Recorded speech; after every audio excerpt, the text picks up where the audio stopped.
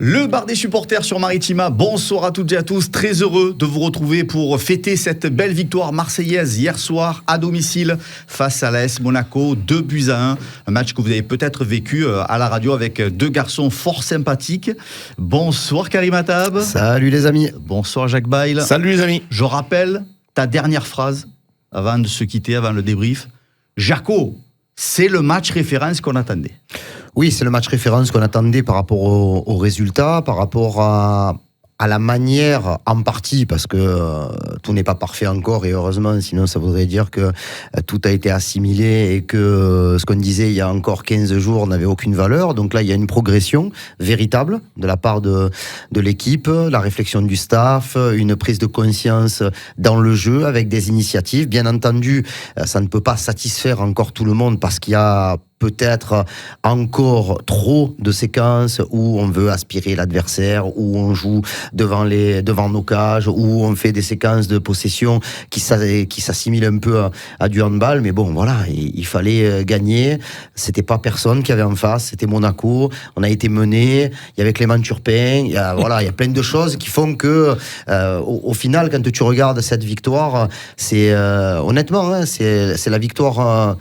Ça peut paraître banal, mais c'est la victoire d'un groupe véritable. Et j'aime à penser que c'est la victoire des supporters de l'Olympique de Marseille aussi, par rapport à tout ce qu'ils ont fourni, l'accueil et toute la soirée qu'on a pu vivre hier encore. Jaco, avant de voir effectivement dans le détail ce qui a fonctionné, ce qui a un peu moins fonctionné, l'enjeu principal c'était de revenir au niveau comptable sur Monaco. C'est chose faite. L'Olympique de Marseille est deuxième du classement de Ligue 1 avec une meilleure différence de but. Et puis c'était aussi le fait de renouer avec la victoire, avec un scénario extraordinaire pour nous aider à passer une belle soirée. Oui, le scénario, on l'avait rêvé, on s'est dit pourquoi pas marquer le deuxième but en fin de match. On a réussi à penser à ce scénario-là, mais effectivement, il y a beaucoup de choses qui sont très bien, il y a beaucoup de choses qui sont un peu moins bien, mais l'essentiel, il est là. Et l'essentiel, c'est la victoire. Il faut essayer de signaler ce qui n'allait pas, c'était l'état d'esprit, d'implication. C'est ce qui nous a choqués pendant très longtemps au Vélodrome. Et là, dès les premières minutes, on a vu un match totalement différent, avec des intentions différentes. Alors, comme disait Karim, il faut quand même laisser le temps au temps, parce qu'il y a eu beaucoup de changements tactiques. Nous, les passionnés du football, on les voit. Et pour pouvoir assimiler ça avec d'autres joueurs, il va falloir un petit peu de temps. Mais on est en train de voir ce que va nous proposer l'Olympique de Marseille un petit peu plus tard. Et je pense que ça sera bien. Avec peut-être un Marseillais au-dessus de la mêlée hier soir. Ce Marseillais, c'est un certain Luis Enrique. Ouais, il est en train de franchir un véritable cap. On l'a vu dans ses attitudes, dans ses prises de risques, dans la volonté de provoquer l'adversaire, dans son dépassement, dans le repli défensif et aussi dans la manière dont il a senti le but. Après, Luis Enrique, il faut dire la vérité, il était complètement à la cave il y a 11 mois dans l'esprit des supporters de l'Olympique de Marseille. Il revenait du Brésil. On avait vu quelques images, mais c'était beaucoup moins prometteur que ce qu'on avait pu voir avant son arrivée, alors qu'il avait été qualifié de pépite par André Villas-Boas, mais je pense que c'était de l'ironie. Et du coup, c'est un autre homme, il est transformé, c'est un autre sportif, c'est un autre athlète. Il appréhende le jeu de manière un peu différente et surtout, il est décisif. Les gars, 6 buts, 4 passes D en 13 journées, franchement, même tu m'as... Je sais pas, moi, pour moi, c'était impossible. Hein. Honnêtement, hein, j'aime beaucoup l'homme parce que c'est un mec super sympa. Mais jamais j'aurais pu penser qu'il puisse arriver à un tel niveau, mais même à 26, 27 ans, quoi. Et là, il a encore que 22 ans, donc il a l'avenir devant lui. Il a été boosté par la venue de Paulo César hier. Il y a eu de belles images, de belles empoignades.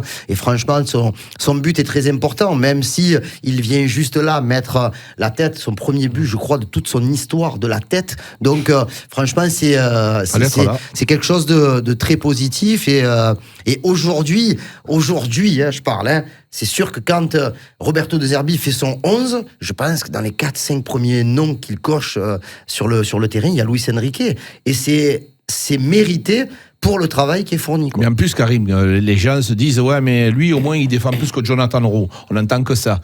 Nous les premiers, on s'est dit ouais, il est quand même sur le couloir, il défend plus que ce que peut proposer Jonathan. Mais dans le jeu, il a été buteur, passeur décisif, mais dans le jeu. Il est là, de partout. Il a fait des belles choses, il prend des initiatives, il fait des passes précises, il est métamorphosé.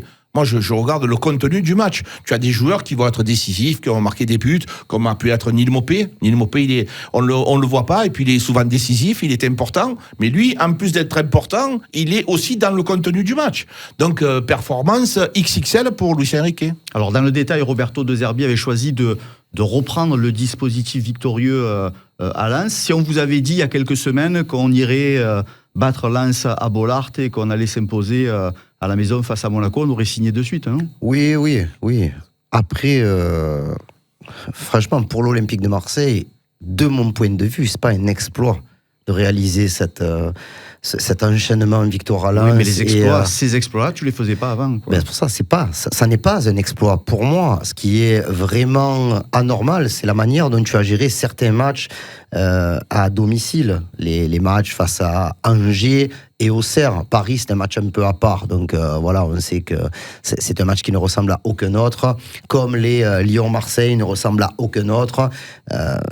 Je pense vraiment que on pouvait s'attendre à une série comme celle-là d'une victoire à l'extérieur doublée d'une victoire à domicile. Après, tu joues, tu commences à changer de système, à changer d'idéologie.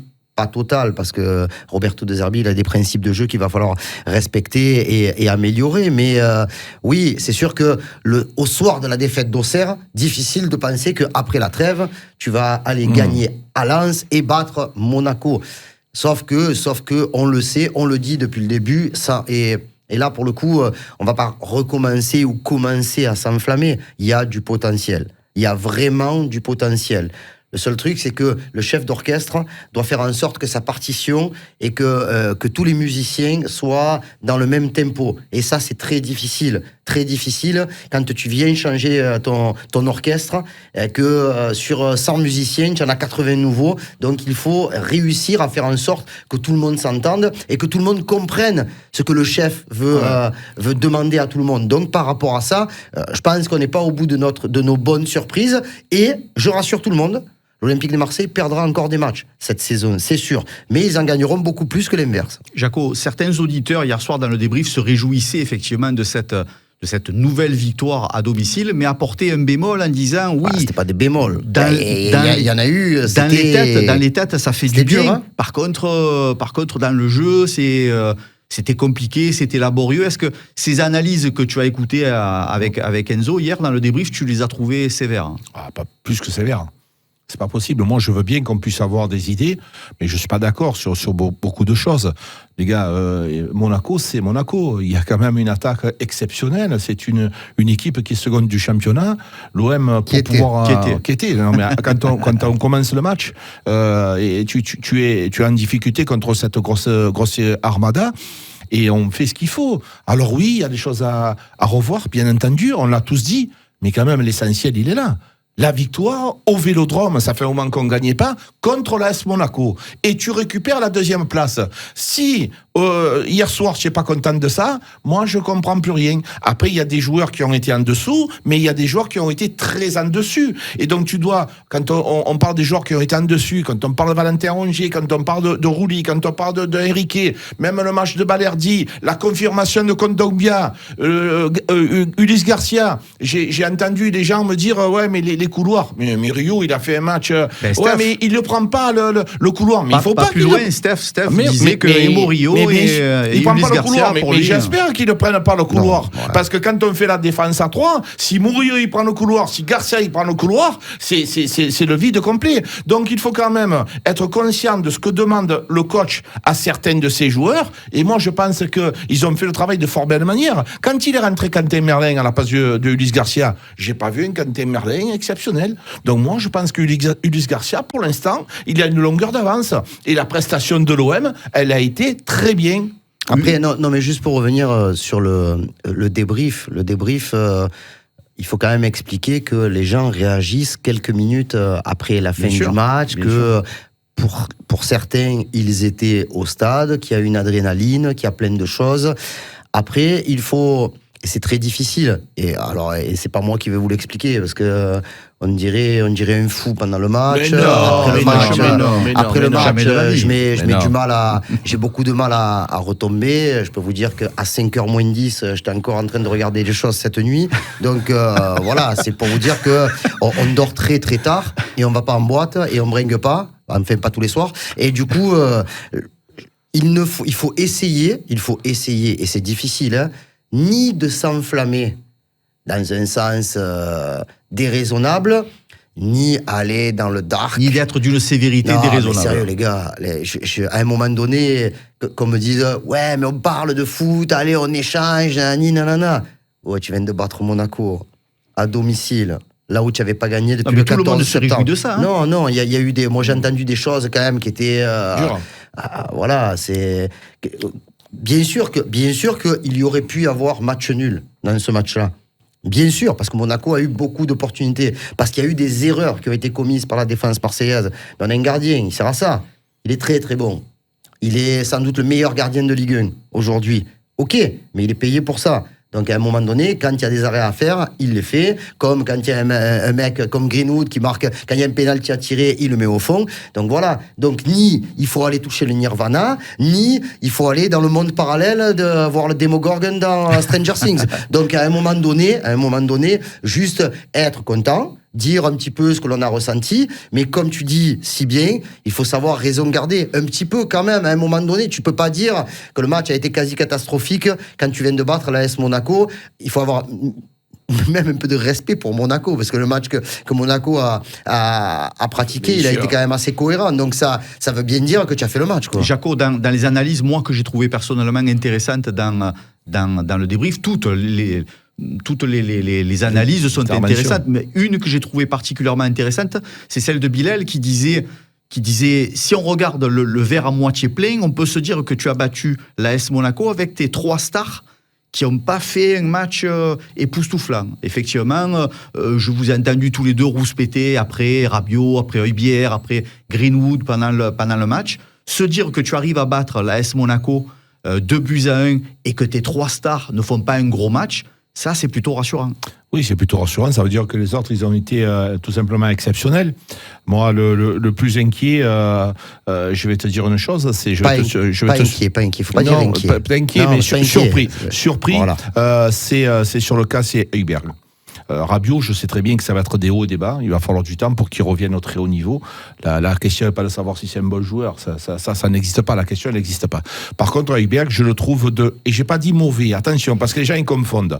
Il est moins bon. Moins déterminant. Moins déterminant. Il a fait un début de saison tonitruant. Il était exceptionnel. Il était sur tous les ballons. Parce que le match à Lens, il a marqué à la dernière minute. Ça nous a fait un petit peu oublier sa mauvaise performance à Lens. Mais associé à Rongier, ça masque. Mais c'est vrai que Greenwood, après, effectivement, il ne fait pas un grand match. Effectivement, régulièrement, mais il est lui aussi, encore une fois, il est toujours dans les bons coups. Et on disait à Karim, sortir Greenwood pour faire rentrer Jonathan Rowe. Est-ce que Jonathan Rowe, il peut tirer le pénalty à la place de Greenwood ? Je ne sais pas, parce qu'il reste 3 minutes, 92e minute, 65 000 personnes. Eh bien, il a de la maturité, il est capable de tirer le penalty, et peut-être que si c'est Jonathan Rowe qui le tire, il le rate. Donc voilà, quand tu es entraîneur, que tu sais que ce genre de joueur, il peut te faire une performance de très haut niveau d'un coup d'un seul, tu te dis, je le sors ou je le sors pas ? C'est la bonne idée ou pas la bonne idée ? Donc voilà, mais je trouve qu'effectivement, il y a des joueurs qui ont été en dessous. Avec... J'ai au réveil avec mes Chris Prols, j'ai regardé le match à nouveau et j'ai un avis un peu différent de ce que j'ai ressenti hier en direct, notamment par rapport à Greenwood qui fait pas un si mauvais match que ça. Franchement, je parle même pas du penalty. Hein. Il a une première demi-heure où il est difficile à trouver. Après, Rabiot n'a pas rayonné comme on pouvait l'attendre. Je pense qu'il y aura moins de hauts et de bas que ce que tu dis. Il y aura surtout des hauts et quelques bas. Voilà. Après, Højbjerg, je trouve qu'on est sévère avec lui parce que quand tu regardes l'ensemble de son match, quand tu dis il était super au début de la saison, oui, les autres, c'était pas terrible. Les autres n'étaient pas terribles autour de lui. Donc là, aujourd'hui, les autres arrivent à hausser leur niveau de jeu. Et lui, alors, il a eu un peu plus de déchets hier, mais il n'a pas que du déchet. Il est quand même. Il est quand même important dans le dispositif. Il vient gratter des ballons. À un moment donné, bien entendu, comme tu le soulignes régulièrement, peut-être il demande un peu trop de calme, mais voilà, c'est ça peut-être. Me saoule. Oui, mais c'est peut-être aussi ce que lui demande, c'est le tempo que lui demande De Zerbi. Ça, il faudra demander à De Zerbi tranquillement. Mais voilà, on peut pas dire que les trois stars, comme tu dis, de l'OM ont été en dessous. Je pense que les autres ont haussé leur niveau de jeu et eux n'ont pas été aussi déterminants que ce que l'on peut attendre avec, c'est vrai, un Rabiot un peu moins bon que les deux autres fers de lance de l'équipe marseillaise. L'OM n'a rien lâché en tout cas, malgré cette erreur de relance de Valentin Rongier. Valentin Rongier qui, pour toi, par-delà cette erreur, a fait encore un gros match hier soir. Mon Dieu, mais c'est un match exceptionnel. Là, quand tu analyses, tu regardes, moi j'ai pas regardé autant que Karim, j'ai regardé encore un petit peu des extraits du match. Mais c'est pas possible. Le nombre de ballons qu'il a récupéré, la qualité de passe. Alors oui, je vous l'accorde, il a eu cette mauvaise passe à plein axe et qui nous a mis en difficulté puisqu'on a encaissé un but. Mais tu peux pas t'attarder sur ça, c'est pas possible. Quand le mec il fait un match moyen et qu'il fait cette erreur, tu le notes sévèrement. Mais tu te rends compte, est-ce qu'il s'est rattrapé? La réponse est le oui. Ça a été énormissime ce qu'il a fait. Et quand tu as vu le match qu'il a été capable de faire à Lens, le match qu'il est en train de nous faire contre Monaco, il va être indéboulonnable. Le milieu de terrain, ici aujourd'hui, on te dit que indéboulonnable s'il garde ce système. Non, mais bien sûr, il va garder ce système-là parce qu'il sortira plus Rongier. C'est plus possible. Il a trouvé, je pense qu'il a été épaté de Valentin Rongier. Parce qu'à un moment donné, il a même porté le ballon dans le cas adverse avec de petites conduites de balles, une qualité de passe précise, dans un jeu à 2, à 3, il s'est replacé, déplacé correctement. Non, c'est pas possible. Tu ne pourras plus te passer à ce niveau-là, bien entendu. Tous les joueurs, même Rouli, s'il devient mauvais, on le sortira. Mais dans tous les cas de figure, il devient indispensable, un Valentin Rongier. Donc, et en plus, on est très, très, très heureux. Les gars, c'est notre ancien capitaine. C'était notre patron. Et là, il est en train de retrouver son niveau. Et ça, c'est la bonne nouvelle. C'est un super mercato pour nous. Je reste sur le même thème. Encore une fois, je suis d'accord avec Jaco sur le côté il devient ou il redevient indispensable. Après, encore une fois, je ne veux pas faire le chipoteur. En revoyant le match, il fait un bon match. Il ne fait pas un match exceptionnel. Il fait un bon match. Parce qu'il y a quelques ballons perdus, il n'y a pas que le ballon, mais heureusement qu'il en perd, parce que sinon...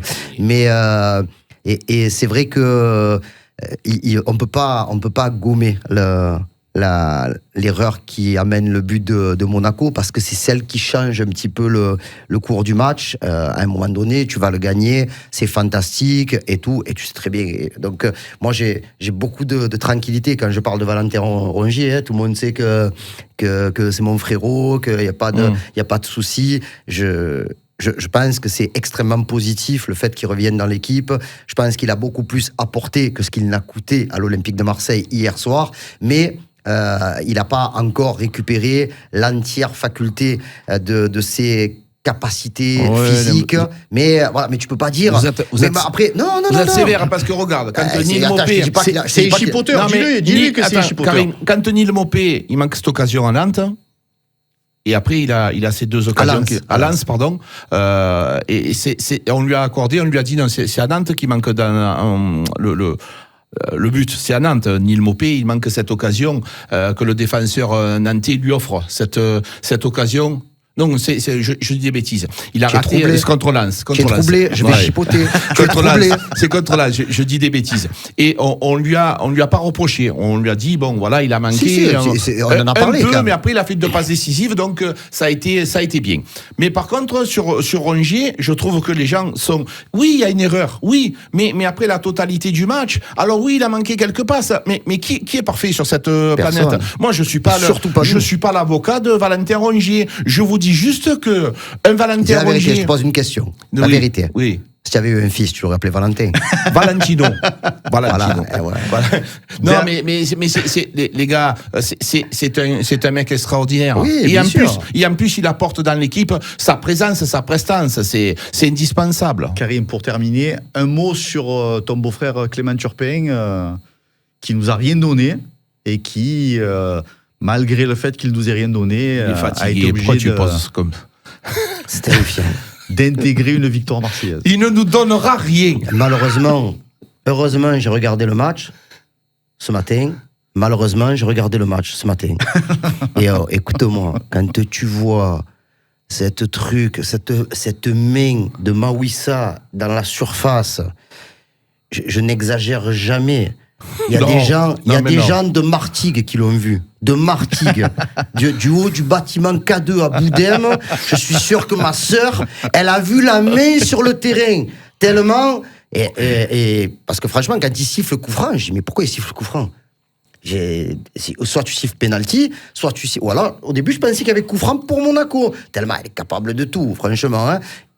Et quand je vois et tu te dis. Et surtout, si vous avez la possibilité de revoir le match, mettez un arrêt sur image quand il désigne le point de penalty. Tu peux lire dans sa tête des mots que je ne peux pas prononcer ici. Il est défait. Ah ouais, Il est défait. Franchement, oh sérieux. Et ça met 1h30 pour tirer le penalty. Oui, hein. oui. C'est Ben, qu'est-ce qu'on dit pour dans le commentaire? déstabiliser, C'est le penalty le plus long Mais de oui. l'histoire, on Ouais, dirait, ouais. C'est terrible. dans nos têtes. Donc Terrible. voilà, bravo Clément Turpin. Bravo. Il est parti sans avoir besoin d'escorte puisque l'OM a gagné. Allez, 6 points sur 6 avec ces matchs face à Lens et face à Monaco. C'est la satisfaction, grosse satisfaction de ces dernières semaines. C'est tout pour ce soir. Merci les frérots, merci Karim. Merci les amis, juste parce que bon, c'est vrai qu'on passe de très bons moments, on est super heureux, on a la pêche en ce début de semaine, mais je pense à tous les gens qui sont un peu en difficulté parce qu'il y en a qui vivent des moments pas simples, donc voilà, ils se reconnaîtront, je les embrasse. Merci mon Jaco. Merci les Tu as amis. un petit maillot, non, Oh, à qui côté, t'arrive à côté de toi. Alors ça a été un cadeau. Qu'est-ce que c'est, ça? Alors, Ouais, Jaco, il n'a pas vécu. vécu des mauvais moments, hein, je te le dis, moi. Voilà, dédicacé par tous les joueurs pour mon anniversaire. Voilà. De la Attends, part, remets-le s'il te plaît. de la part de l'Olympique de Marseille. Non, droit. Devant, que veux-tu voir? Que Attends, veux-tu voir voilà. Merci Jaco, tu es un père pour moi, Valentin Rogier. C'est bon, super. Pas Pas de possible ce problème. micro. Non, mais c'est vrai que ça a été super gentil. Bien sûr que Karim est à l'initiative, mais l'Olympique de Marseille, hormis ce maillot, ça c'est pour moi, mais je pense qu'ils font aussi beaucoup plaisir aux gens de l'Olympique de Marseille, à l'entourage, aux anciens joueurs. Il y a quelque chose qui est en train de se créer à l'OM, et ça, il faut le souligner. Merci les amis, c'est tout pour ce soir. Le bar des supporters à retrouver bien sûr en vidéo sur maritima.fr et sur la chaîne YouTube Maritima Média. À demain 18h.